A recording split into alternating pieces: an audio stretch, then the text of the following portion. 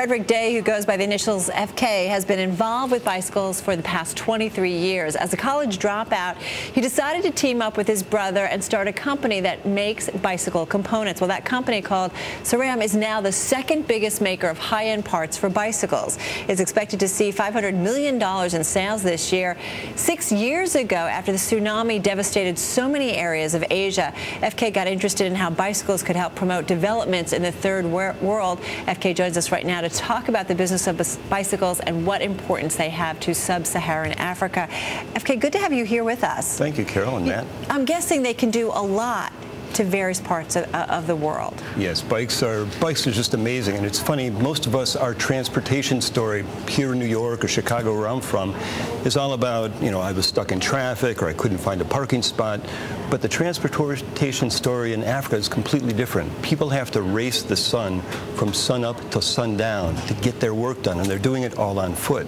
So if we inject something as simple as a bicycle, the transportation and productivity increase that occurs is stunning. But these are parts of the world sometimes where folks just have trouble getting water or making a buck a day, correct? I mean, how do you deal with that? It's a really interesting thing about bikes, because if you have a bicycle, you can go get water. If you have a bicycle, you can go get your medical attention. Can they afford it, though?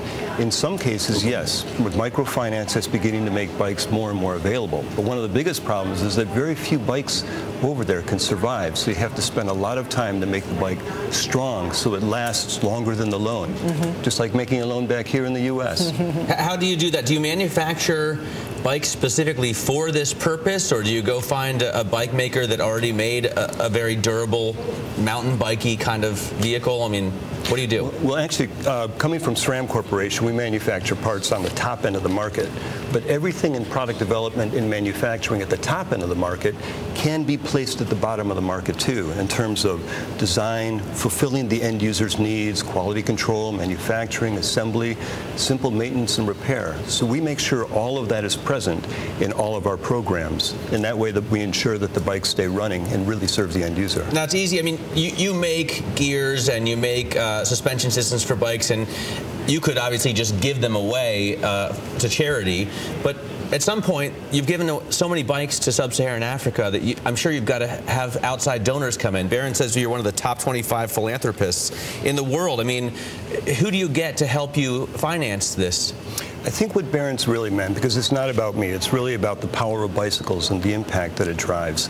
But bicycles create such an impact in these areas that we're working in that many organizations come and will purchase them from us, or we urge them or can teach them how to do it themselves to fulfill their own programs. I'm curious what you find out, FK, in terms of the role of government in all of this, because they can certainly help out if they choose to. Do you find governments around the globe in areas where this makes sense, that they're supportive, not just in speaking about it, but actually helping out with financial assistance? Right. Well, we find that most of the governments are super supportive of this, but most of them are pretty broke, and they really don't have the wherewithal to support programs like this.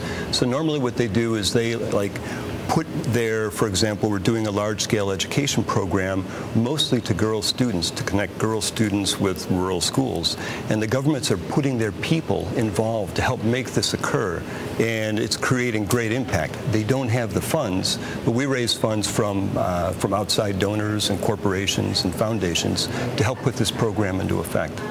I wonder about it's a great thing to read about, and I hope a lot more people look into it and get involved. But I wonder about bike sales, the industry, outside of this, the charity story. Obviously, the sport has become so popular with Lance Armstrong's success. Also, they're obviously a lot more eco-friendly than a car or many other kinds of transportation. But it's kind of a luxury item in the first world, isn't it? I mean, here, it's something that you don't necessarily need. It's something that you have fun with. So what does the economy look like from the position of a bike maker or bike parts maker? It's really interesting. We have so many choices for transportation that we really don't need a bicycle, but the benefits that a bicycle brings, like the city of New York, it's great for the environment. It reduces congestion. It reduces obesity. It's healthy. It's fun. It does all those great things here in New York. Yet on the other side of the world, the impact is equally huge, but there it's saving lives. Here it's making life better, but there it's saving lives. FK, just got 20 seconds. So 6 months from now, a year from now, where do you hope to be with all of this? Well, we're in the middle of this 50,000 bike program connecting rural students to schools, and the impact so far has been outstanding. We're about halfway through the program, and we're striving to raise the rest of the money to complete that, because it totally biases the girls' students, and the response coming back from the schools and the headmasters and the Ministry of Education have been just outstanding. We hope to keep growing and implementing more programs with excellence. All right, well, good luck with it.